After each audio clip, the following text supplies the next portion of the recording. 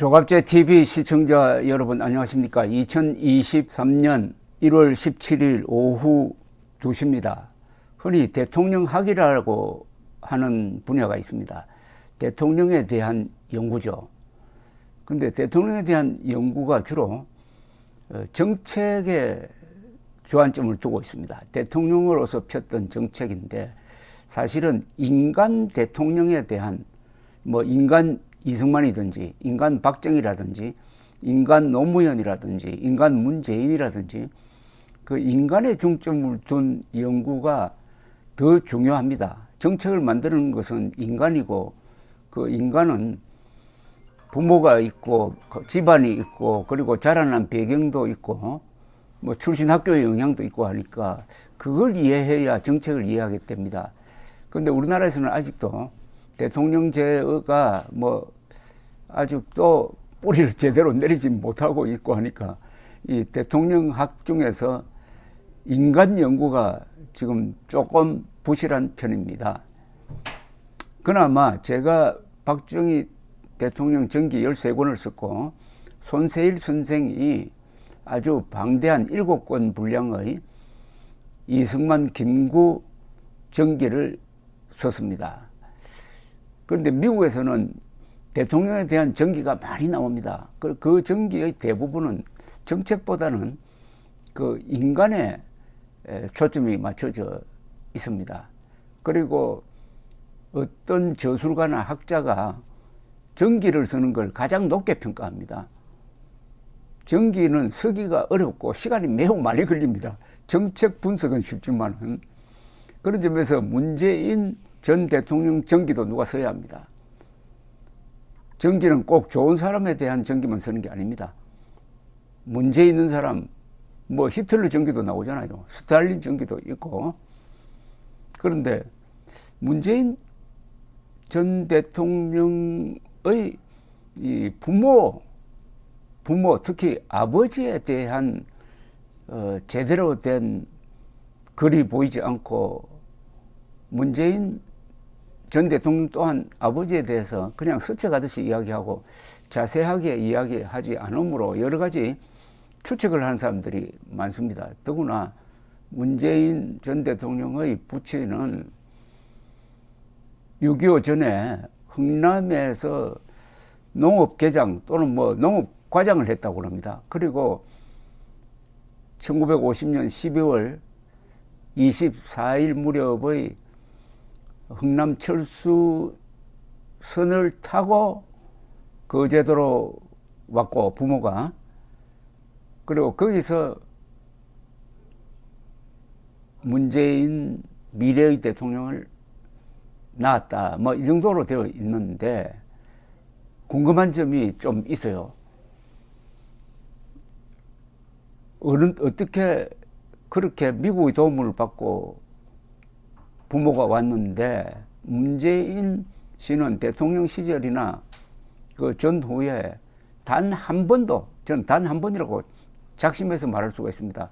한 번도 미국에 대해서 진정으로 감사하고 한미 동맹 그 연장선상에서의 한미일 협력 관계를 위해서 일한 모습을 한 번도 본 적이 없습니다. 그렇다면은 부모, 특히 아버지의 영향력을 좀 궁금하게 생각하게 되는 겁니다. 그런데 문재인 전 대통령의 부모는 사실은 십군단장 네트 알몬드 장군의 결단 덕분에 한국으로 오게 된 겁니다. 이 알몬드 장군이 흥남 철수 작전을 지휘했던 분인데 이분이 당시에 57세였습니다. 1차 세계대전, 2차 세계대전 다 경험하고 이 메가드 장군의 참모장으로 있다가 인천 상륙작전을 지휘했습니다. 그리고 흥남 철수작전도 지휘했습니다. 그런데 알몬드 장군에 대한 연구도 제대로 되어 있지 않는데 이분이 아주 집에 좀 상당한 그 비극을 가졌던 분입니다. 2차 세계대전 때 유일한 아들이 장교로 근무를 하던 중에 독일이 항복하기 한 보름 전에 전사를 했습니다. 그러니까 한 달 보름만 기다렸으면은 사는데, 근데 그 전에는 또 외동딸이 있었는데 이 외동딸의 사위가 또 유럽 전선에서 전사를 했습니다. 유일한 사위, 유일한 아들이 전사한 알몬드 소장이 식군단장으로서 흥남 철수작전을 지휘를 했고 10만 명의 북한 동포를 싣고 남한에 왔고, 그 중에 2사람이 문재인 씨의 부모였습니다. 그렇다면은 어떻게 보면은 문재인이 대통령이 될 수 있도록 한, 그러니까 문재인의 존재를 잊게 한 고마운 미국 사람들에 대한, 특히 미군에 대한 감사를 공개적으로 여러 번 해야 할 입장인데, 그동안에 문재인 씨의 정책을 보면은 침을 뱉었죠. 배은망덕입니다. 그럼 배은망덕도 분수가 있다고 침을 뱉었습니다. 침을. 어떻게 보면 이게 용서할 수 없는 배은망덕인데, 수많은 반역적 연설의 그 표적이 다 미국입니다. 거의 다 미국입니다. 이승만 국군, 경찰, 미국을 욕할 때는 좀 조심할 뿐이죠. 그런데 문재인 씨가 감사를 표시할 좋은 기회가 있었어요. 그게 언제냐 하면은 2017년 가을에 있었던 유엔 총회 연설이었습니다. 그런데 이 유엔 총회 연설에 나가서 문재인이가 한 말은 정말 속을 뒤집어 놓는 겁니다. 6.25 남침을 당했을 때 유엔군이 파병되었습니다. 미군도 유엔군의 일원이었어요. 유엔이 그때 창립된 지가 2년밖에 되지 않았습니다. 최초로 유엔군을 편성한 겁니다. 그리고 어마어마한 대규모 군대, 연인원으로 한 200만 명 됩니다. 지금까지도 그런 유엔군이 편성된 적이 없어요. 그래서 대한민국도 살았고 문재인 부모도 자유를 찾아서 한국에 온 것 아니겠습니까?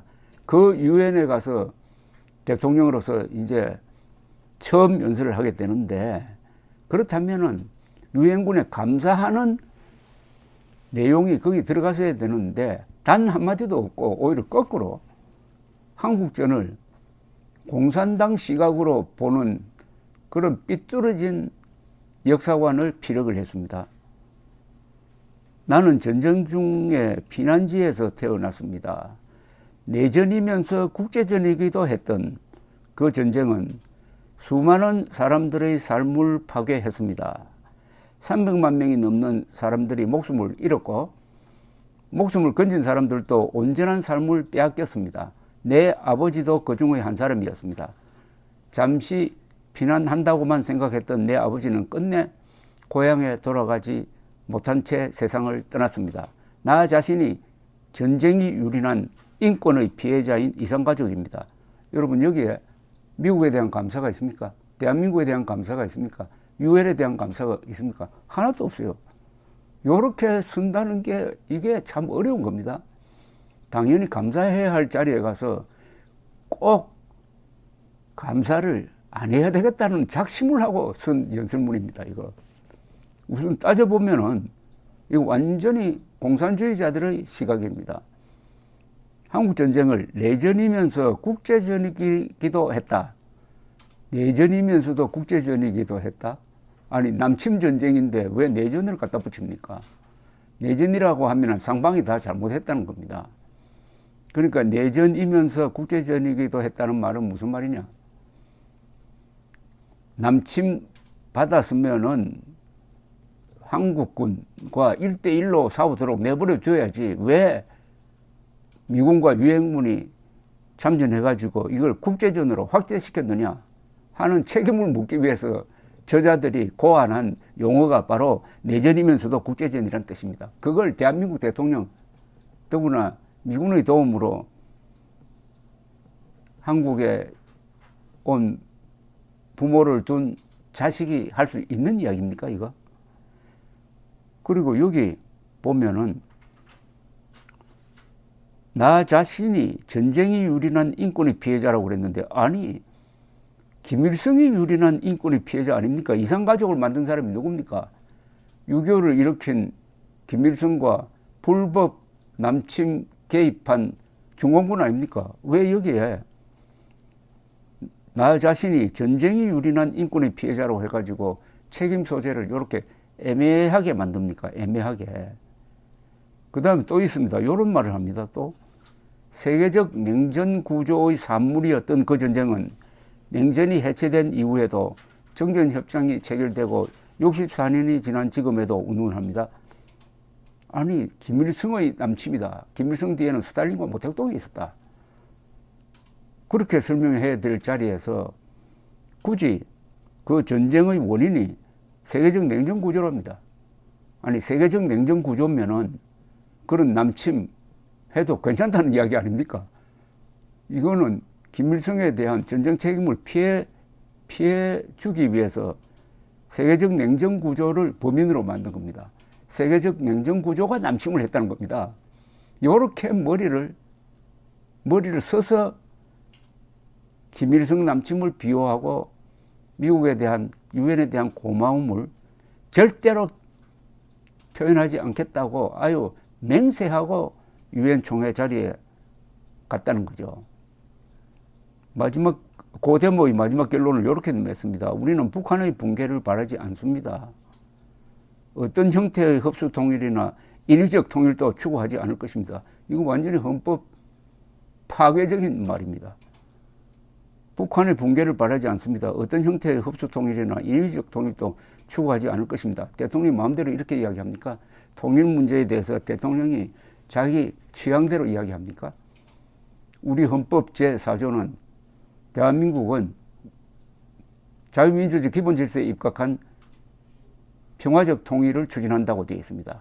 자유민주적 기본질서에 입각한 평화적 통일은 간단하게 요약하면은 자유통일한다는 겁니다. 북한 노동당 정권을 평화적으로 제거한 다음에 헌법 1조가 천명한 대로, 즉 헌법 1조는 대한민국 민주공화국이라고 천명을 하고 헌법 제3조는 그 대한민국 영토는 북한과 그 부속 남북한, 그러니까 한반도와 그 북한을 포함한 한반도와 부속 도서로 한다고 함으로써 헌법 제4조가 평화적으로 자유통일해가지고 헌법 1조의 명령대로 한반도 전체의 민주공화국을 만들어야 된다 하는 이 책무를 헌법 제66조, 제69조에 또 못을 박아가지고 문재인 대통령에게 그 임무를 부여했던 것입니다.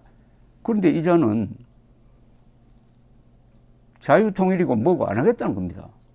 아니 대한민국은 반드시 통일을 하라는 명령을 헌법으로부터 받고 있는데도 우리는 북한의 붕괴를 바라지 않습니다.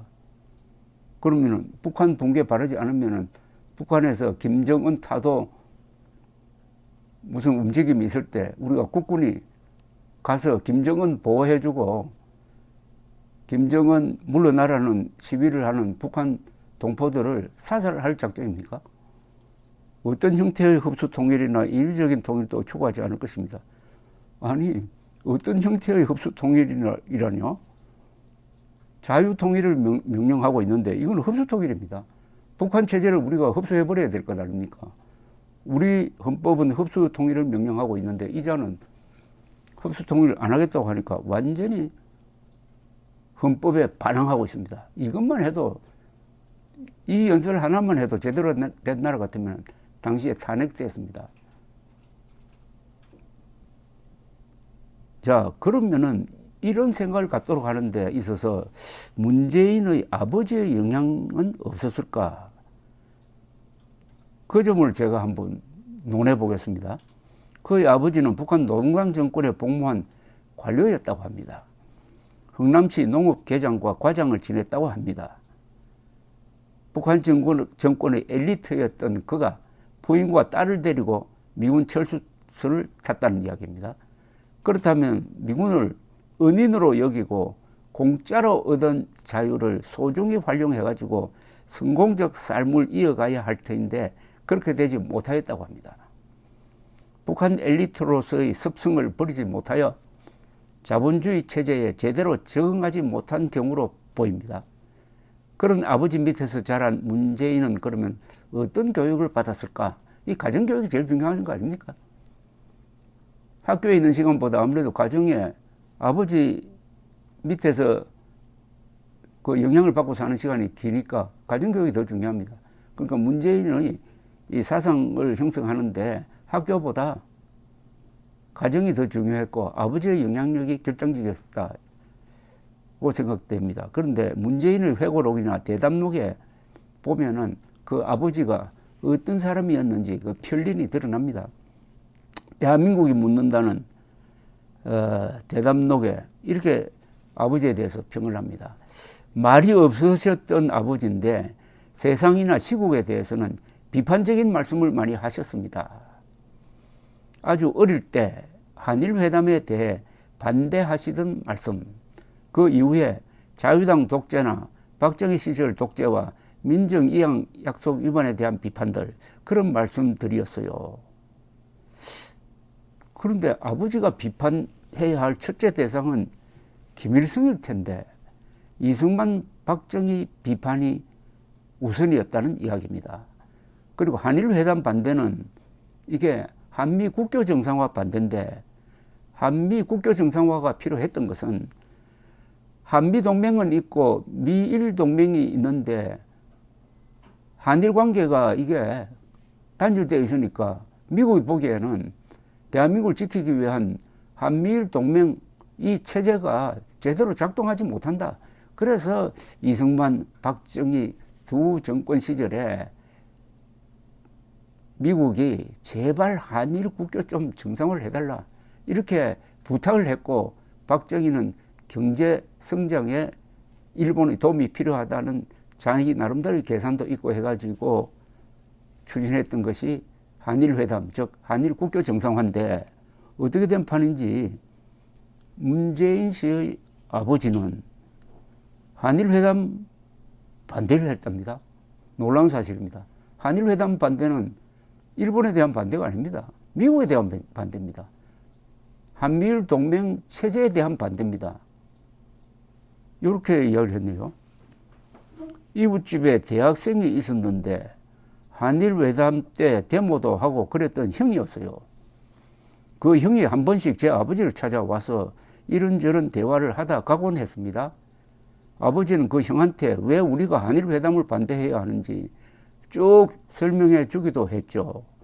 박정희 정부의 경제정책이 왜 잘못됐는지를 말해 주기도 하고요. 지금 이걸 지금 문재인 씨는 대통령에 출마하기 전에 지금 자랑스럽게 하고 있습니다. 그거 좀 이상하지 않습니까? 그러니까 문재인 씨 아버지는 대학생에게 완전히 틀린 정보를 심어준 것으로 보입니다. 아마 한일회담 반대 데모 열심히 하라고 이렇게 부추긴 것 같아요. 그런데 역사적으로 보면 한일 국교 정상화도 경제개발도 성공했는데 학생에게 이를 반대를 하라고 선동한 셈이니까 문재인 씨 아버지는 조금 이상합니다. 아니, 김일성 세상을 경험한 사람은 거의가 박정희 근대화를 지지했습니다. 그런 점에서 문재인 씨 아버지는 좀 특이합니다. 더 특이한 게 또 하나 있어요. 이게 참 기가 막힌 이야기인데, 반일을 가르친, 반일이죠. 한일회담 하지 말라고 한 거는 그 반일이니까, 그 문재인 씨 아버지가 청년에게 반일을 가르쳤는데, 그 손녀는 문재인의 딸입니다. 문재인의 딸은 일본에서 대학 2년을 다녔어요. 편입해가지고. 어디를 다녔느냐. 조선 침략파들이 만든 일본 거구대학, 국사관 대학에서 공부했습니다. 이거 설명됩니까? 토착외구란 말, 문재인 쪽에서 많이 쓰는데, 저는 토착외구 이런 말 써서는 안 된다는 사람이고, 그건 인종차별적인 용어인데, 이 경우에는 정말 이상합니다. 한번 이해가 됩니까? 문재인의 아버지도 반일 성향이 뚜렷한 사람인데 그 딸은 어떻게 해가지고 극우대학, 이건 족보가 있는 극우대학입니다. 국사관 대학을 만든 사람들은 한반도 침략, 즉 명치유신 이후에 조선 침략을 책동했던 사람들이 만든 천황숭배대학으로 국사관이란 이름도 나중에는 메가드 사령부가 쓰지 못하게 했습니다. 군국주의의 상징이라고 그래가지고. 나중에 이름을 찾았지만, 제가 잘 아는 일본의 보수 인사도 국사관 대학이라고 하면은 내 아들은 거기는 안 보내지, 이렇게 이야기할 정도입니다. 그런데 어떻게 이럴 수가 있느냐 이겁니다. 자, 문재인의 운명이란 책에 보면은 아버지에 대해서 또 나옵니다. 이렇게 쓰여져 있어요. 아버지가 드물게 하는 말씀을 들어보면은 사회의식이 깊은 분이었다. 한일회담 때 이웃 대학생에게 왜 한일회담에 반대해야 하는지 설명해 주는 걸 들은 기억이 있다. 우리나라는 농촌을 살리는 중농주의적 성장을 추구해야 하는데 박정희 정권이 거꾸로 저고가로 농촌을 죽이는 정책을 하고 있다고 말씀하신 게 어린 내게 강하게 와닿았다. 장준하 선생이 발행하던 사상계 잡지를 때때로 읽기도 하셨는데 그 시절 주변에서는 매우 드문 일이었다. 나도 모르는 사이 아버지가 나의 사회의식, 비판의식에 영향을 미쳤다는 걸 뒤늦게 깨달았다. 즉 문재인의 역사관이라든지 문재인의 정책관이라든지 문재인의 일본에 대한 의식, 그리고 북한에 대한 의식에 심대한 영향을 준 게 아버지였다고 고백하고 있습니다. 그런데 그 아버지가 올바른 판단을 하는 사람이었느냐 하면은 그렇지 않다는 걸 우리가 알 수가 있는데, 여기서 특히 우리나라는 농촌을 살리는 중농주의적 성장을 추구해야 하는데 박정희 정권이 거꾸로 저고가로 농촌을 죽이는 정책을 했답니다. 이거 지금 농민들 이야기 들으면은 얼마나 화가 나겠습니까? 뭐 박정희가 농촌을 죽였다고? 박정희가 농촌을 죽인 사람입니까? 새마을운동 그 뭐 이야기할 필요 없습니다. 박정희 대통령은 공업화만큼 농촌 살리는데 전력을 기울였고 본인 자신이 농촌 출신 아닙니까? 그런데 이런 박정희를 중농 정책을 펴지 않고 저고가 정책을 펴가지고 농촌을 죽이려고 했다고 하니까, 더구나 이런 이야기를 어린 아이 때 했으면 몰라도 문재인의 운명이란 책, 2000여개 한 10년, 12년 무렵에 나온 책으로 보이는데 그걸 자랑스럽게 이야기하고 있습니다. 이 문재인의 사고 구조는 근대화 전의 무슨 그 신석기 시대, 식민지 시대의 화석으로 남아 있어가지고 이게 얼마나 창피한 건지도 모르고 아버지를 욕보이는 거죠, 사실은. 제가 지금 아버지를 비판하고 있지 않습니까? 아니, 그러면 박정희가 이 좁은 국토에서 수출 입국을 위한 공업화 정책을 펴지 않고 중농 정책을 추진했다면 오늘의 번영이 있었습니까? 오늘의 농촌이 있었겠습니까? 박정희는 농촌 출신으로서 한시도 농민들의 고통을 잊은 적이 없는 사람입니다. 그리하여 농촌의 가난을 없앤 지도자로 역사에 영원히 남을 인물인데, 북한에서 농업과장을 했다는 사람이 그런 위인을 농촌 죽이는 정치인으로 가르쳤으니 이때부터 문재인은 세상을 왜곡해서 보게 된 것이 아닐까요? 잘 사는 농민들이 이 대목을 읽으면 아마 실소를 할 겁니다. 저고가 정책은 이승만 정부 시절부터 유지되었는데 농촌을 죽이려 한 게 아니고 물가 상승과 노동자의 임금 인상 요인을 줄여가지고 수출 경쟁력을 유지하기 위한 불가피한 조치였습니다. 박정희는 농민 소득 향상을 통해서 저고가로 손해본 것의 몇십 배를 보상해가지고 가난의 문제를 영구적으로 해결한 사람입니다. 이런 사정에도 불구하고 저고가 정책 그 하나에만 딱 집착을 해가지고 박정희를 비판한 문재인의 아버지, 참 이상합니다. 다만 북한 농업을 망쳐가지고 이밥에 고깃국 타령만 했던 김일성에 대한 비판이 없었다는 게 더 이상하고요. 그러니까 이게 이분이 과연 농업 개장했는지 농업 과정을 했는지 하는 것도 조금 의아해 하도록 만드는 겁니다. 근데 그 뒤에 제가 조금 자료를 붙여놓겠습니다. 한국은 박정희 소장이 군사혁명을 일으켜서 본격적인 산업화에 착수하기 전에는 국민의 과반수가 농업에 종사하는 사실상 농업국가였습니다. 근데 농업국가에서 가장 중요한 지표는 1헥타르당, 1헥타르는 100R죠. 1R는 100평방미터입니다. 1헥타르당 살수확량입니다. 대한제국 말기에는 일제시대가 끝나는, 그러니까 대한제국 말기에서 일제시대가 끝나는 시기까지 한국은 헥타르당 살수확량이 1.14톤에서 1.63톤을 오고 갔습니다. 이 시기 일본은 면적당 쌀수확량이 늘 한국의 2배가량이나 되었습니다. 그런데 이 한국의 쌀수확량이 급증한 것은 박정희 정부가 적극적으로 농촌진흥정책을 쓴 1960년대 중반부터입니다.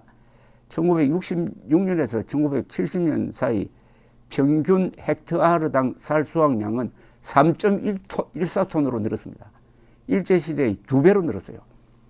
그러다가 박정희 대통령 말기, 즉 1975년에서 79년 사이에는 평균 헥타르당 쌀 수확량은 4.46톤으로서 같은 시기 일본 농촌의 4.25톤을 능가합니다. 이거는 한국 농업 사상 획기적인 일이었습니다. 이걸 추진했던 박정희를 농촌을 죽이려 했던 사람이라고 생각하는 사람이 대한민국 대통령이 되었다는 게 끔찍하지 않습니까? 그러니까 이 좌익들은 문재인 아버지처럼 1960년대 박정희 대통령이 공업화 정책에 집중해가지고 농촌을 피폐하게 만들었다고 거짓말합니다. 아니, 대한민국 발전할 때 도시만 발전하고 농촌은 그러면 낙후되어 있었습니까? 같이 발전한 것 아닙니까? 같이. 이 천재교육발간 고등학교 한국사 교과서 379페이지에는 이렇게 적혀 있어요. 1960년대 말의 농촌은 절대적으로 낙후되어 있었고 상대적 박탈감이 점점 커져가는 상황이었다. 이거 혹시 이거 문재인 아버지가 쓴 것 아닌가 하는 생각이 들 정도입니다. 이런 동떨어진 이야기. 1960년대의 농촌은 한국 역사상 그 어느 때보다도 활기차 있었습니다. 그리고 도시로 떠날 사람은 떠나고 거기서 여공으로 취업을 해가지고 돈벌이 해가지고 고향으로 보내고 농촌과 도시가 같이 발전했고 70년대에 들어가면 박정희 대통령이 새마을 운동을 농촌에서부터 시작하고 그걸 다시 도시로 옮겨가지고 공장 새마을 운동하고 그리고 1970년대에는 농촌 새마을 운동을 할 때 각 마을에 새마을 지도자가 나오고 새마을 지도자의 반이 여성이었습니다. 여성 해방의 현장이 바로 약동하던 1960년대, 70년대의 농촌의 모습이었는데 문재인 씨의 이 부친의 눈에 비친 농촌은 아마 북한보다 어두운 농촌이었던 듯 합니다. 이런 아버지 밑에서 자란 문재인 씨가 대한민국 대통령이 된 것이 이게 다행인지 불행인지 역사가 아마 시간이 좀 지나야 이게 판단을 하게 될 것 같습니다. 감사합니다.